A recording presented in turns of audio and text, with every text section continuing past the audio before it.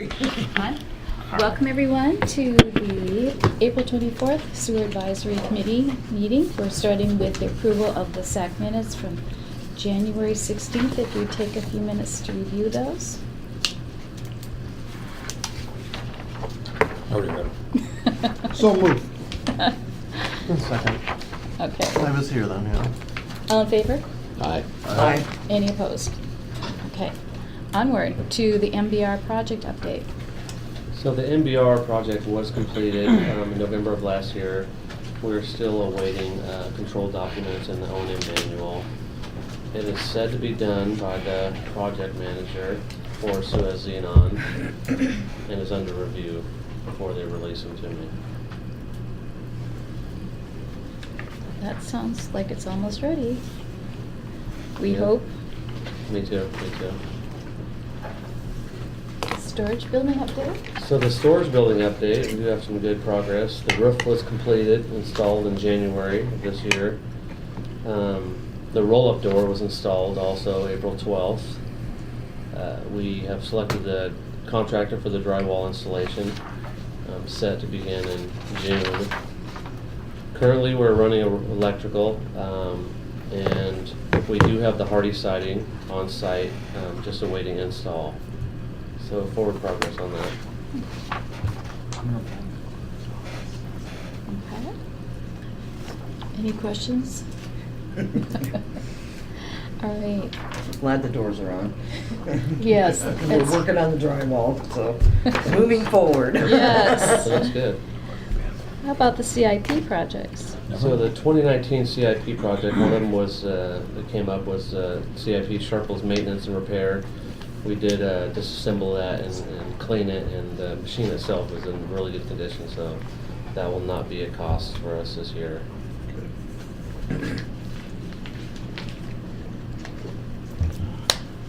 Okay. Exterior coating? So the CIP exterior coatings, the contract was signed for that, and the project will actually begin this upcoming Monday, the April 29th. It's expected to last 2 weeks, and we have been doing process adjustments to our solids to accommodate for the 2 weeks of downtime of no biosolids removal.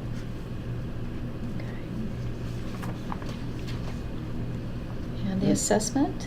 So the CAS engineering assessment, the engineer was Mead Hunt. Contract was signed, and we did have a site visit March 13th. We have really just got ideas thrown at us as of now. No real solid returns on data. Any findings yet? Still really just dealing with Shannon at Mead and Hunt. If she needs any more information, just kind of assisting her with that, and haven't had real solid findings yet. And that concludes my report. Okay, I don't have much. Currently, the city and district are working on the gross revenues for sewer to supply to Marty and to each entity for the annual permit for the state. The NPDS permit fee is determined based on an EUR formula that is devised by the state, which is determined by gross revenues of each entity. So we probably have that sent off by next month. What was your drop dead date for the data? May 6th. May 6th. So it takes a couple days to compile everything once we receive it, and then he'll put together the permit fee paperwork for the state, and then send copies of West Sound's information to the city and the city's information to West Sound for records, so that everybody can see how and what they came up with and how that was determined. Have we ever thought of charging the state for our documentation, for our gathering of information? That could probably be a pretty lucrative revenue source if we could do that. Well, we actually run into some interesting kind of dynamics because this facility is very unique. So in this gross revenue portion, you have the fees are determined by proportionality to your annual average charges, which the city and the district have different charges. So we have to break it out based on percentages apply it for, then reapply it from each entity on those percentages to come up with a common formula to be able to provide to the state. It's not as straightforward as their form, because we do have two entities. You folks are, the city's operating on one schedule of fees. We're operating on a different schedule of fees, and we have to find some commonality in between to develop that rate structure for the state to look at. So, I can't remember what the gross revenues were last year, but I think the city had, I want to say it's probably about 400,000 or 500,000 more in gross revenues than West Sound did, and it was strictly because of rate structure and connections. So it's not the same formula that we use to determine what the revenue source from the city and the district are going to be for operation, maintenance, and repair and replacement at the treatment plant. This is a whole different ERU formula established by the state strictly for permitting fees. And the kind of odd thing is which really throws, it's kind of an odd thing, because I think you folks are doing January to December on your fiscal year. The state goes June to June. So we actually paid for, we're actually paying, we'll pay in June for the 2018, end of 2018. Right. Yeah, so. Which if you're doing an accrual system, that's kind of a no-no. 6 months later, you're paying a bill that was for the previous year. That's the state for you. Yeah, Yeah. so.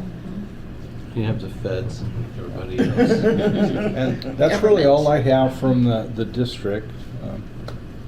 right now. Is the ratio still 50-50? ERUs? Not quite, is it? District Not versus city? quite, I think it was 51-49 or? 48-52. Oh. Yeah, Creeping up. yeah, it's creeping up. Mhm. Which was expected, I think. So the And district's still 52? Or the city's 52? I think we're 50. Okay. I'd have to go back. We'll definitely, usually we'll meet in August. So we will have the information for you at the August meeting, what those ERU counts are. The district is looking right now, and you never want to count your eggs before they hatch, but we're looking at potentially 300 to 400 connections if everything goes through before the end of the year.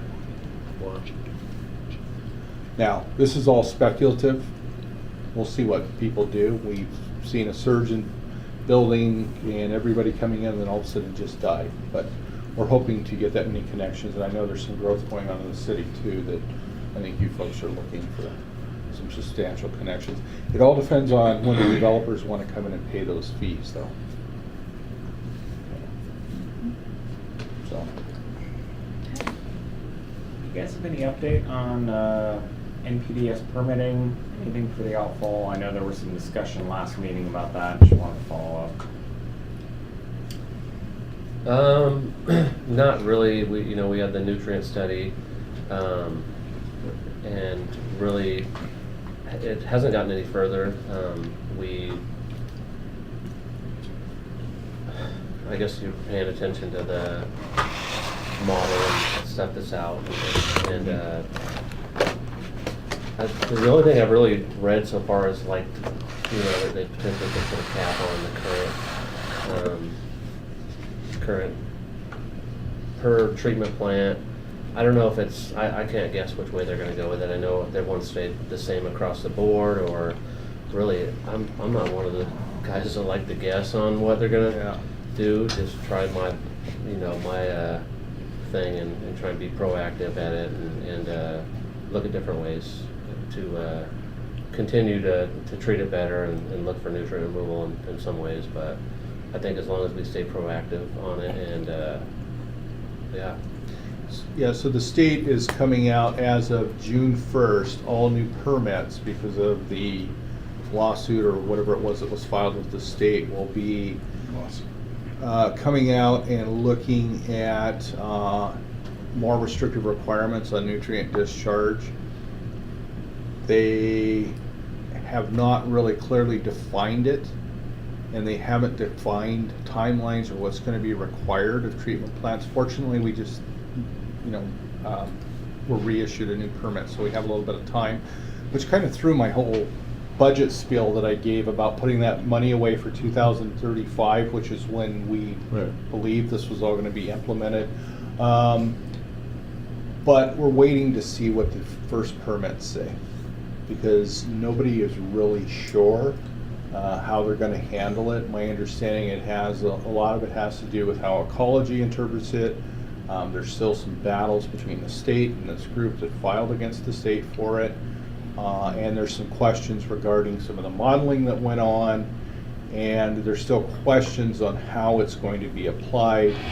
10 years ago, when I was involved in some of the meetings to do with nutrient removal, and spent some time working with ecology, at that time, the first phases of implementation were going to be imposed on those folks that discharged into fresh water, such as creeks, rivers, or streams, lakes, whatever. And then they were going to look at any marine discharges as isolated, dependent on impacts based on the model. So it looks now, it's just going to be a broad brush, and everybody's going to be held to a certain requirement, which is not really clearly defined at this time. And as I understand it, as I've read through it, the June 1st deadline is the start of a potential rulemaking process, but not a defined prescriptive. Well, there's been rumor out there that they're actually going to start implementing or phasing it into permits as of June 1st. But it's not in state statute, so Correct. so with the Department of Ecology, there is potential litigation out there about the fact that the Department of Ecology is sidestepping the rulemaking process, and through administrative decisions, Right. they are stepping outside of the law. So it could be a really contentious and difficult process. Well, but one thing you always have to remember is that ecology is doing this based on potential mandates by EPA. So if EPA steps in and says you will do it, Right. they're not going to have a choice. It looks like right now it really only affects Washington and Oregon, because the group is out of Oregon, but there's a lot of rumor out there, and there's nothing specific. I did talk to Ecology. They were not committal on any specifics. They alluded to a few things, but they really wouldn't give out anything. So I think we'll find out June 1st when those first permits are issued to see if there is anything different. Okay. But ecology is constantly in litigation over one thing or another. Well, and it's different on the wastewater side Yeah. as opposed to the drinking water side. Yeah. I'm a part of the Washington Water Utility Committee, and we are currently putting Ecology on notice that if they continue down the path of sidestepping law and rulemaking process and making administrative determinations to create more unfunded mandates, that we will pursue that because it's unfair to our ratepayers. I know that they're constant. I mean, I actually, in some cases, feel bad for them because they're constantly getting litigated. By but all sides. Right. But even if the EPA creates a mandate, it doesn't allow them to sidestep No. RCW or WAC, and Right. so that's where we have to hold them accountable. And I'm sure that the Association of Washington Cities is going to weigh in on this. Yeah, and it's really difficult because ecology, based on past acts that they've done, they've alluded or implemented or said they're doing something, and then when it gets to the drop dead date, they're not even prepared themselves. Right. Classic example is biosolids reporting. Everyone had to go to electronic reporting. They would no longer accept non-electronic reporting, and they set reporting up on their Paris or their database or Fortress or whatever you want to call it, so that anybody can gain access to it. Reports have customarily, the time frame for reporting has come and gone. EPA's date for reporting didn't change, but Ecology doesn't have a means to electronically report. So they've postponed everything and sent everybody a letter saying, no, you're not going to be fined for not reporting because we have no way to accept your reports, is basically how that pans out. Do you recall the specific letter that they sent out, Marty? I mean, would that pretty much sum up what was the content of that letter? Yeah, they're trying to set it up on the Secure Access Washington, kind of like the EPA and the web DMRs, and they kind of notified everybody really in January that they were doing it, and the reports were due in March, and so no real updates. Just kind of we keep getting notified that we're not in violation. We just don't have it set up yet. So if you guys miss a deadline to Ecology for a report, you should just let them know. There's no real fines. Yeah. No big deal. We'll let you know when we let you know. Yeah. Yeah. But we're We'll let working you on know that. when we have it all set up. Yeah. That's how it works. Oh, man. I still think they're in the Stone Age. I mean, everybody else is up, with computer programs and get things done, but they seem to be always dragging behind on anything they do, the state does. Well, we With still computers. get paper copies from Ecology. They mail us things. Yeah. It's not that that's not awesome, but Yeah. It's something to open. Keeps the mailman busy. Yeah, I got for the permit renewal fee, I called to get I couldn't find the form online anyway because some of the data was incorrect, new plant manager, just email address, phone number, contact. So I called for a new form and they couldn't find it. They sent me their forms guy and asked me if I could just cross it out. And don't white it out, cross it out and send that one back so that they could see there was a change in information. That actually happened to me today. Whose name did you put in?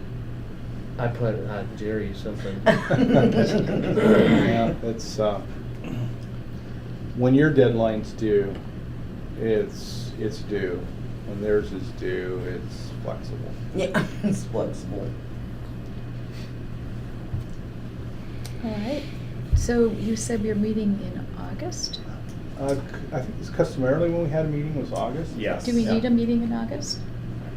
Usually that's when the information is presented to the city and the district on the ERU count so that you can prepare for your annual budget because then you'll know what the fee assessment is going to be to the unit plan. And yeah, and we will definitely, we can make that happen. It'll be a little different, so it'll be funny because we have a biennial review in July where there'll be an adjustment, but we are in a 2-year. So we'll probably have to do something first of the year if the numbers Are we set up to transmit that electronically? are. No, actually, if you could just cross it out. Just cross Yeah. it out. Don't forget to initial it. Yeah, I was gonna say, make sure you put your Can you send me initials an on it. email saying that's okay? Yeah. They use wax with that little seal. Seal, yeah. That could be something different. Well, So we should I will talk to our finance director about getting that information for the ERU count. Yeah. Okay, so as far as setting a date in August, the council has one meeting less in August generally, and wondering is it a possibility to either meet on the 14th or go into September?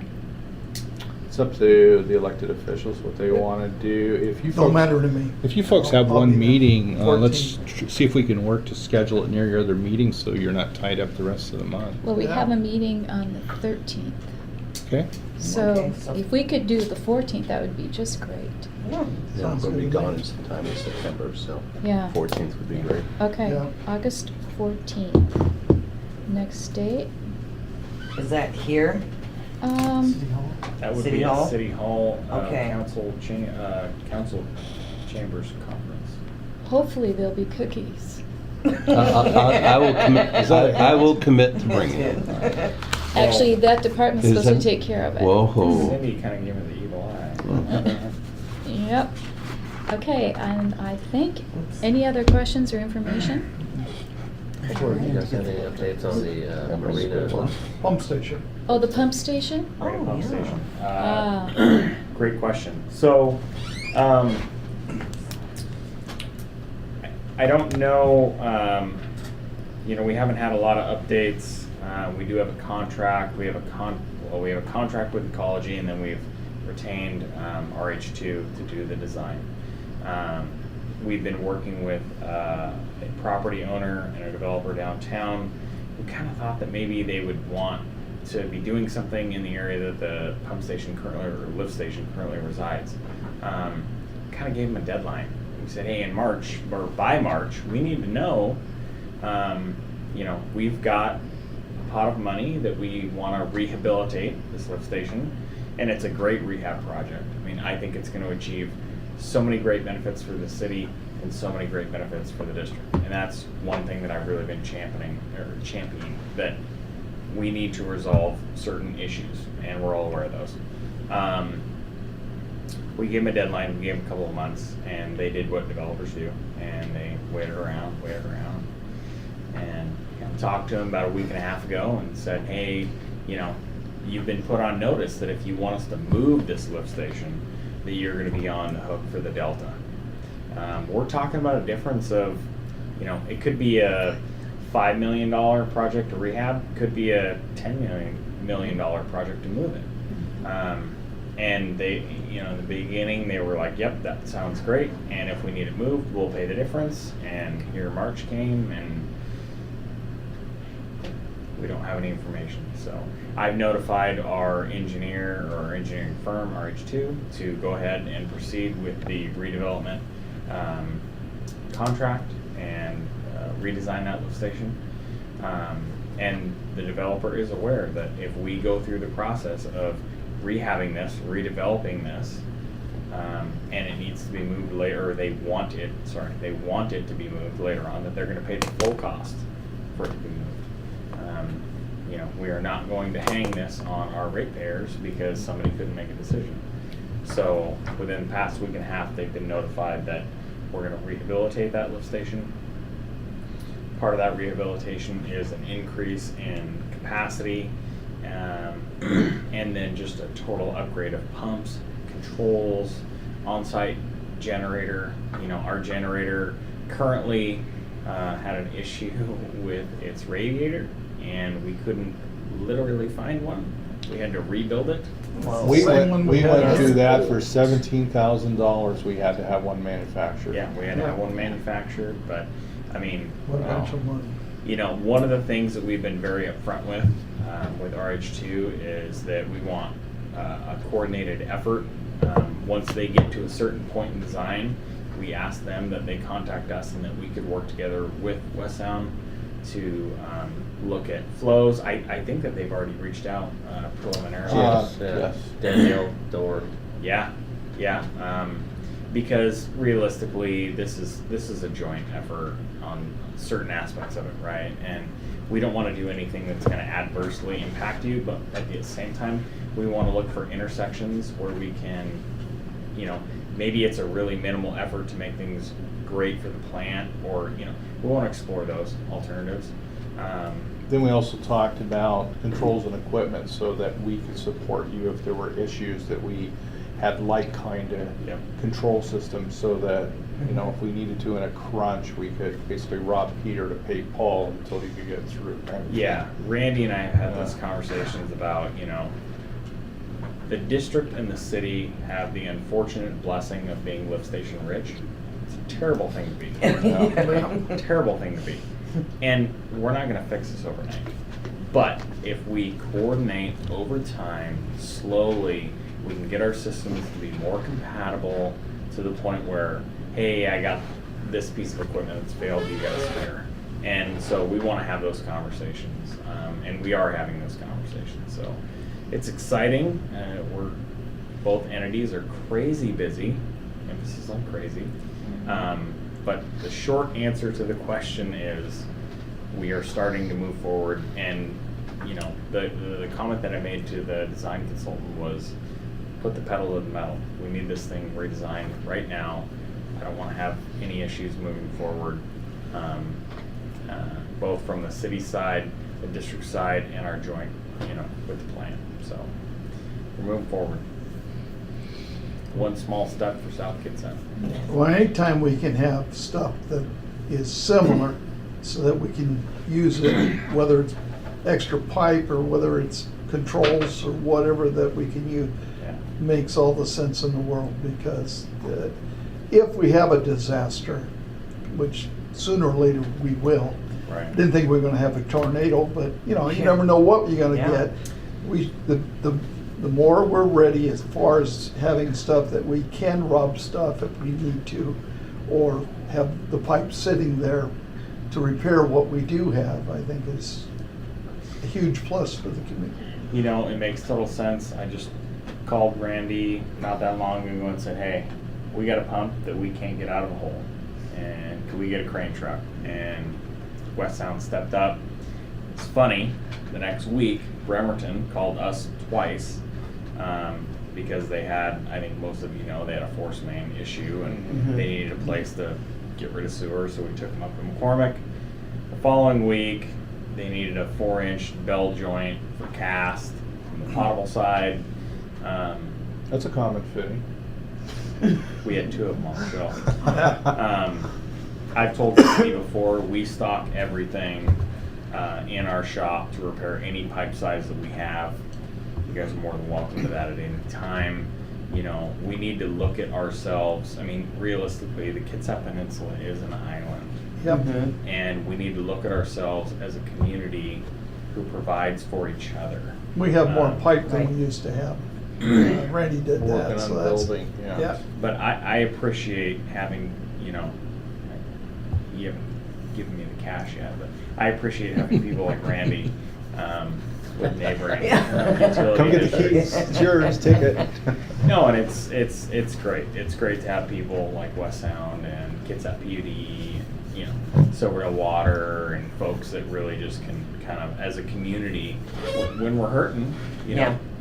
Well, we put a lot of money like in our camera truck, you know, and I mean, you know, that's another thing that's been, we really use the heck out of our camera truck, you know, and it's saved us from flooding. I mean, we've done a lot of things to keep from, you know, you look down the line, make sure everything's good, and if it is good, you don't need to clean it. Otherwise, you're cleaning it, not knowing really what you have, so. Well, and maybe a council member from the city can talk about what we're getting ready to purchase here. So what are you purchasing? New camera truck. Oh, good. Good. Not a new, Yeah, but- first. Yeah. I was gonna Yeah. say, I don't Well, think we're that- replacing anything. Yeah, a camera truck's worth its money, huh? In my opinion. It's, Just for liability purposes, Yeah. because if you can't prove that you've maintained your lines and you have a backup and a major Right. part of property damage, you could have some issues with your insurance trying to get them to pay off. Right. And we keep videos of everything dated, yeah. you know, they know that those lines are More maintained. records. Well, you should, Yeah. you should But see, you our- have to. you should see our camera truck. Our camera trucks, I mean, you know, it really is one of the best camera trucks. It's a Q's truck, or a Maybe not Q's so much cameras anymore. and truck. And it has, I mean, it just, you know, we put everything in the bathroom, we put in the microwave, we put in the, you know, the Big screen. refrigerator, and Yep. and I mean, they use it every day, and we used to overflow. We used to be Taking one in. of the worst districts in the state for overflowing into houses and into businesses, and we don't overflow like that anymore for the most part. I mean, always could have something happen, but you know, well, those times, well, I remember we didn't even know where the manholes were, and Well, you the know. nice thing is that this is an opportunity to build on that concept Yeah. of the city's gonna go through and purchase a new camera truck, and if either one of us have an issue, guess what? We're there to help. That's Because right. It's a community and, you know, And what's cost effective for us? right? But right now, we have two back contracts. The old one we're still keeping and still running good, and we still got the other, so, the brand new one, so.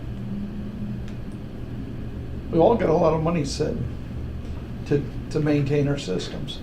And these old systems take a little more to maintain than a new system. And I will add that I received my first, so I've been at the city for 4.5 years. I received my first fax from Marty yesterday. It was awesome. I had to go to our admin staff and said, How do you? where do our faxes come in? So, Marty, you played a personal role in educating me professionally. I didn't know they were sent anymore. First one I actually. sent from here too, I gotta admit. It's been a while since I've sent a fax. Now, what's the code? Then scan, scan number, it's like. I couldn't find the cover sheet. Did you? Yeah, the cover sheet's gotta Did get you the dial cover it? sheet, you know. Yeah, you have to manually dial it. Now, you know when you send it on the machine, it's loud. Yeah. We send ours from our copier, and you don't know whether it went or not. Oh. So it's one of those ones where it kind of disappears in the ether. Yeah. It's Oh. real quiet in the whole 9 yards. So unless Huh. somebody calls you and said I didn't get it, you go, okay. Yeah, he never called back. It said results, okay. We don't even get that. Yeah, I'm like, okay, I don't know if it's okay good or okay bad. How's that car run? It runs okay. All right. That's it. I think we're going to adjourn. 7:03. Very efficient meeting.